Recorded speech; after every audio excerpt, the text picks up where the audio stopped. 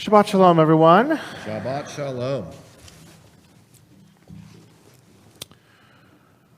So today, we are going to read a couple of very important sections in our Torah reading. We're going to read the Aseret HaDibrot, the Ten Commandments, but I actually want to talk about the first part of our Torah portion today. And when we get to the Ten Commandments, we'll be able to hear them, we'll mention them certainly, but I want to focus a little bit on the first part. And Rabbi Ern and I spent some time in our podcast this week thinking about the character of Yitro, right, of Jethro. He was a non-Jewish Midianite priest, and yet it says at the very beginning of this parasha, which is named after him, Vayishma Yitro Kohen Midian Choten Moshe et Kol Asher Asa Elohim LeMoshe, that Yitro heard everything that God had done for Moses and the people of Israel, and then he responded. I want to think a little bit today and ask ourselves, what is it that Yitro heard? Right? We sort of just take this for granted, and it's almost one of those verses that we could say, oh, it's an introductory verse, kind of like, oh, when God said to Moses, and we don't always ask ourselves, well, how did God say that to Moses? And what was the context that God spoke to Moses? And was God happy? Was God sad? Was God, right? All of these things that it can be baked into this concept of, and God spoke to Moses. So we start here, Vayishma Yitro, that Yitro heard all of these things, but the question is, what did Yitro hear? And when did all of this happen? And the rabbis actually have a couple of different responses to it. There are actually three different responses that we get out of the rabbinic literature. But before we get to them, I want to ask you, what do you think Yitro heard? What might have Yitro heard in all of this that would make him, a non-Jewish Midianite priest, say, I need to leave everything that I have here. I need to go out and meet Moses in the desert and be with him. I think Rashi says he heard about the splitting of the sea, the crossing over at the Yam Suf. Good.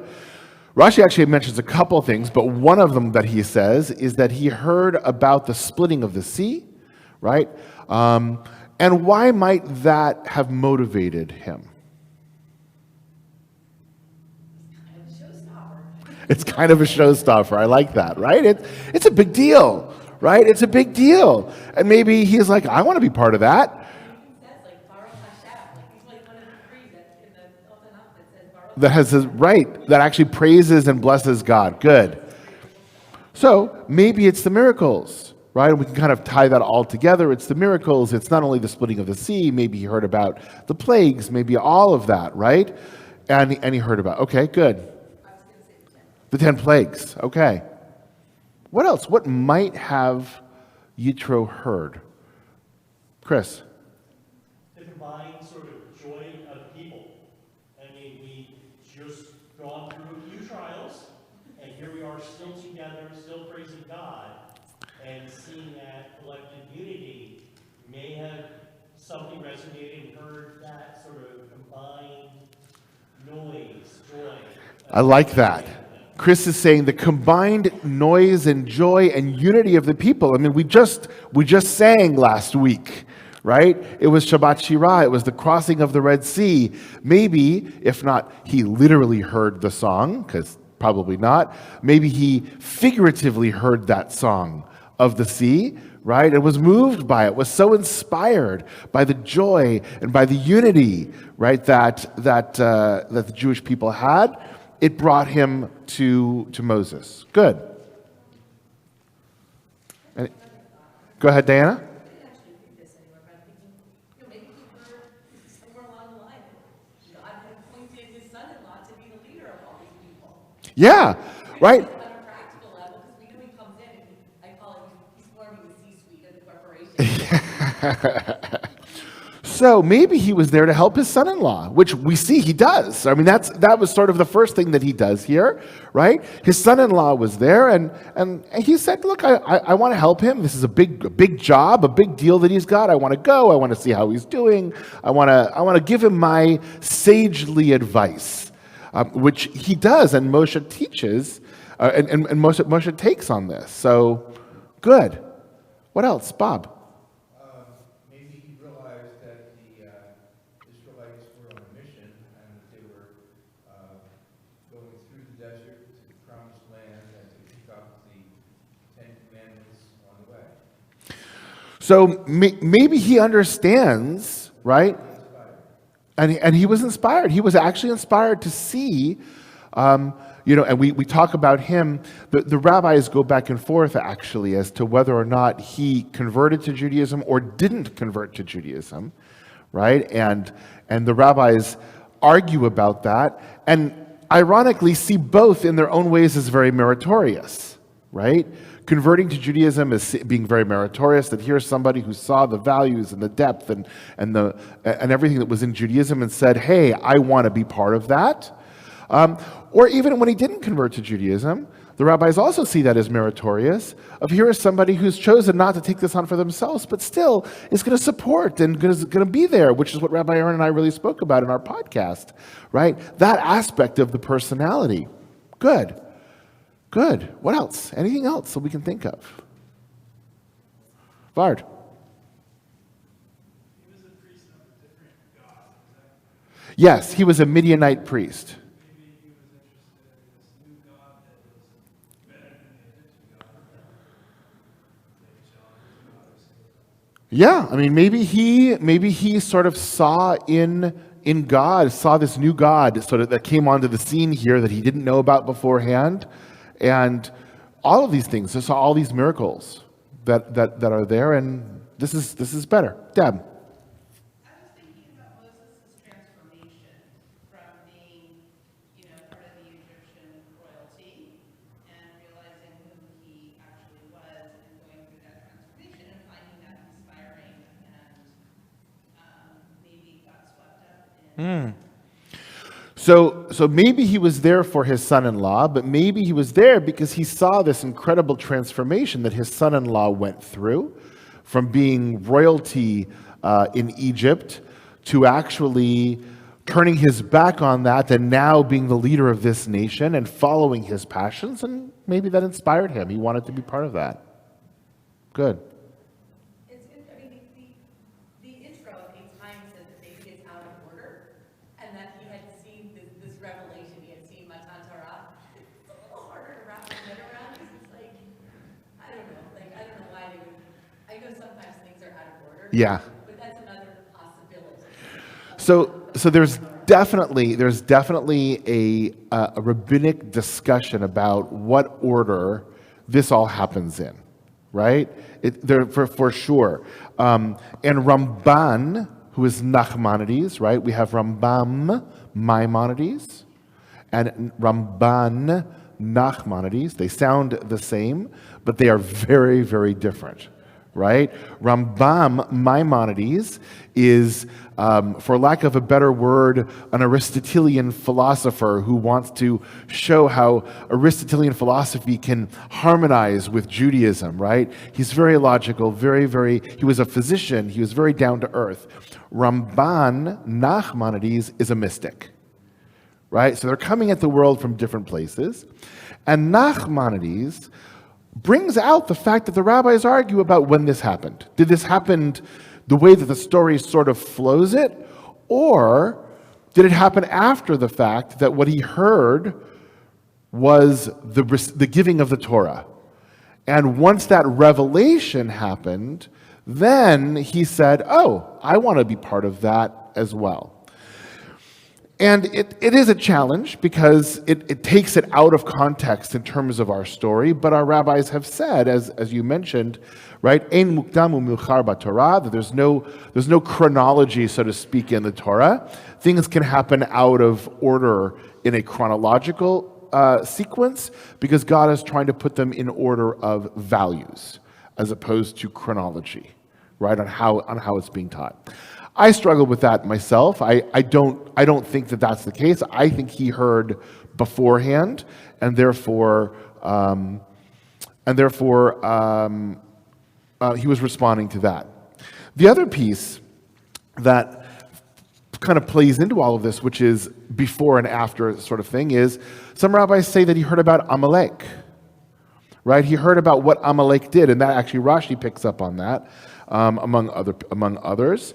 And he heard that that Amalek attacked, and he heard that Amalek was then defeated, and that was sort of the power and what brought him over as well. So as we think about it, as we look through the rabbinic sources, there are three buckets, I would say, that the rabbis fall into in terms of what it is that he heard, right? The first, and you guys mentioned actually most of them. The first is the bucket we would call of family, right?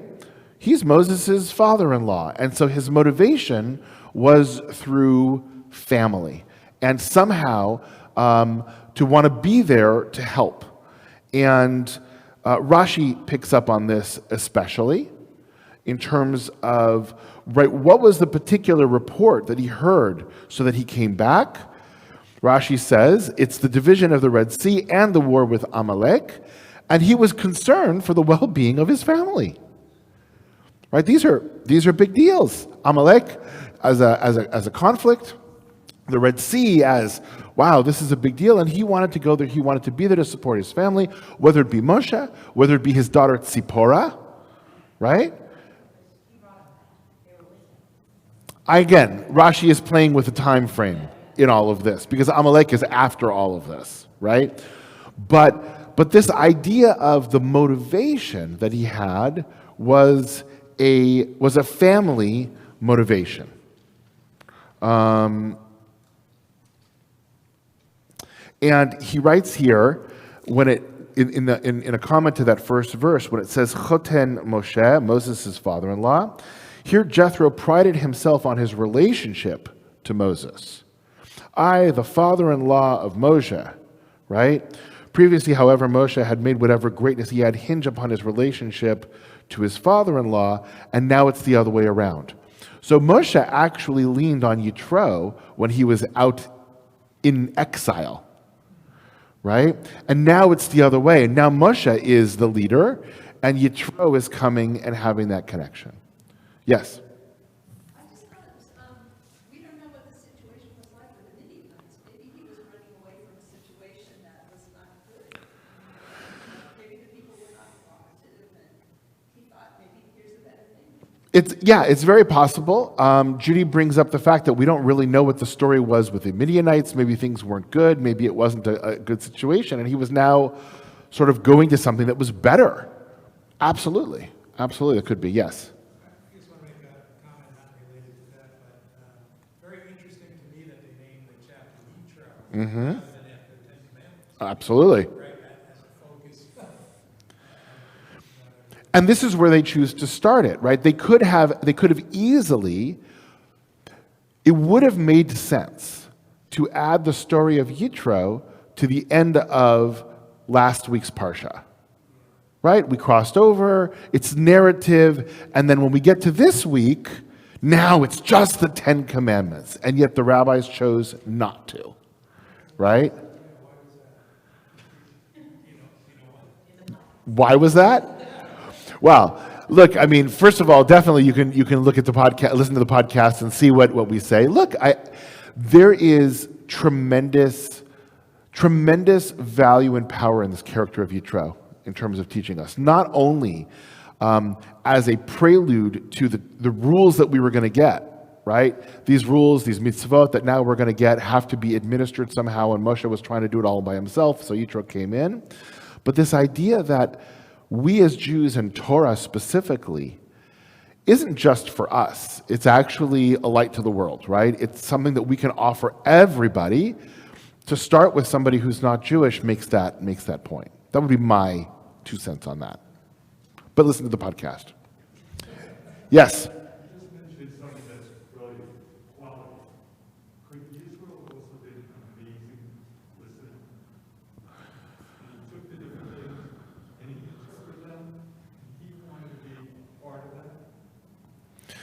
Yeah, so the comment was, could Yitro have been, right, an amazing listener? And he's able to sort of hear all of this and understand all of this, and he wanted to be part of that. Absolutely. Absolutely. I think so. Okay, so the first response that we got from this, from Rashi, is family-oriented, right? This is his son-in-law, and it says that in this first verse.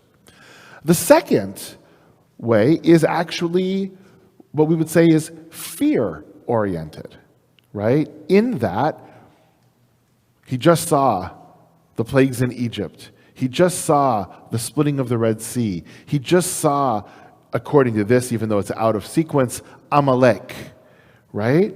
And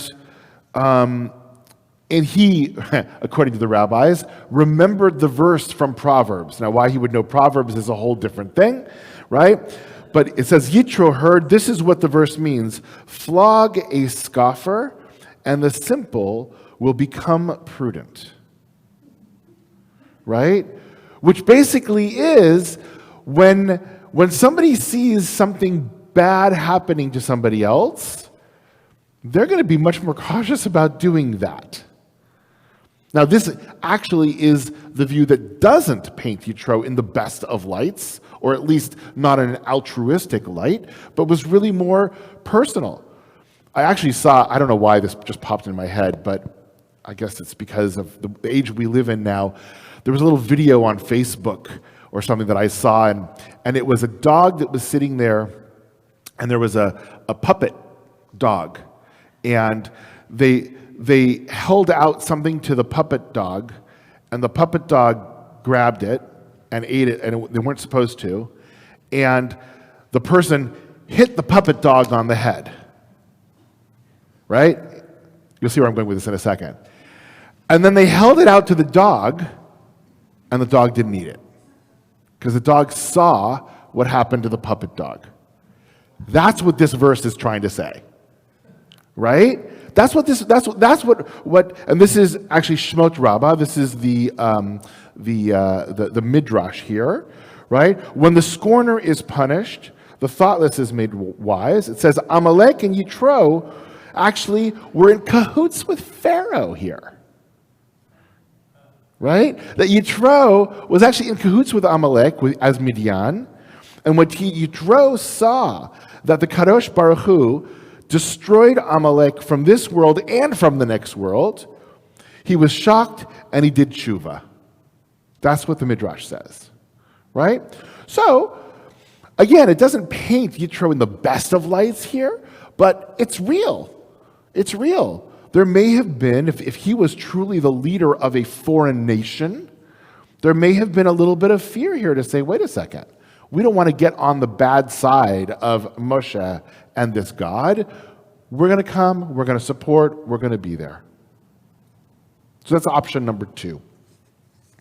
Option number 3, which is the one that I like the best. It's based on Rashi and then based on Midrash Tanhuma, which is that he was actually transformed by Torah, right? That he understood the value of what was being given and was transformed, whether or not he himself converted, and as I said, some rabbis say he did because of this, or he didn't convert but still now stayed with Moshe and stayed with the Jewish people. Midrash Tanhuma says as follows, when it says, now Jethro the priest of Midian heard, he was a priest for idolatry, right? The Midianites were idolaters. And Jethro rejoiced in that he professed the name of the Holy One, right? Another interpretation said, and Jethro rejoiced, it was that he became a Jew.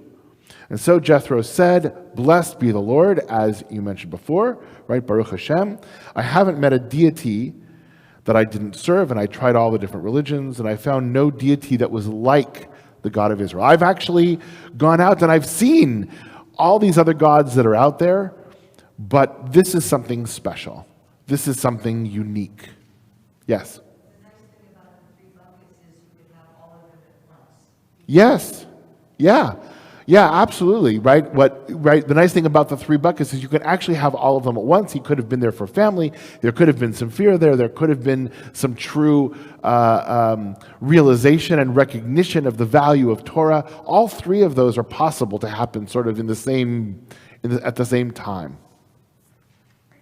What's kind of hard, though, to resolve a little bit for me is that there is a beginning, middle, and an end to Yitro. Because in verse 27, it says, "Vayishlach Moshe et chatato vayelech bo el arzo." And so Moses, I guess, sent away. And then he went to his land.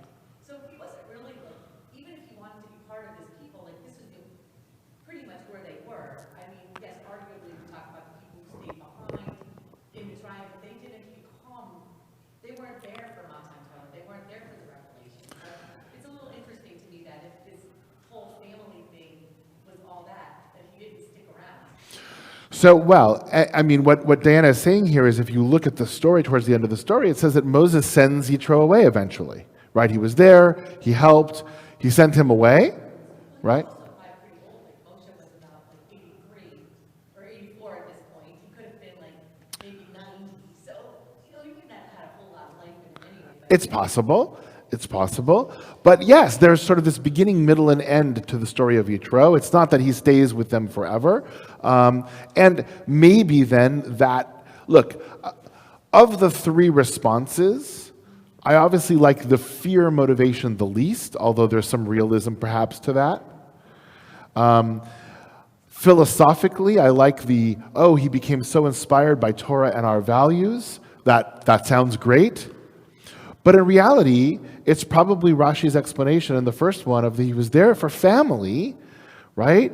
That motivated him. And it's sort of where I wanted to end today, which is to say, we all live in families and communities that do all sorts of different things. Not everybody observes the same way. Not everybody believes the same way. We've got some people who are connected, who are focused on their business, and some people who are focused on their own family life, and everybody does their own thing, and yet there's something that then draws us together. And I think that's what's going on here, at least from this first piece, is that Yitro heard that there was something big going on for his family's life. And whether he believed it, he didn't believe it, what he wanted to be there as a part of it to support that. He wanted to be there to be able to say, I have something, let me help you. And then at the end, when time was over and he gave what he was able to give, he then moved on. He went back to his place, and Moshe moved on as well. That's okay. That's what family does as well. Yes, it does say Moshe sent him back, and maybe that's a father-in-law issue, It's like, yeah, it's my in-laws. All right, we've had enough. Thank you very much. You can go home now. Maybe. I don't know. But, you could also read Moshe Shalach as, I've always read it as not being a negative, but as being a positive, which is Yitro would have stayed there, and he would have stayed there and given up everything in his own life. And Moshe finally said, you need to go back to your life now. Thank you, but you need to go back. And that's how I've always read it. Any other comments on this? Really an incredible character. Mike? Yeah, so just being a little more practical, right? It says verse 10 through verse 10 and 11, right? That the reason that Yitro, in his own words, he says, blessed be the Lord, and delivered you from the Egyptians and Pharaoh. Now I know the Lord is greater than all gods. Yes, by the result, they're very pleasing of the people. So I think he was a little bit in awe of what had happened. And so I think that was maybe one of the.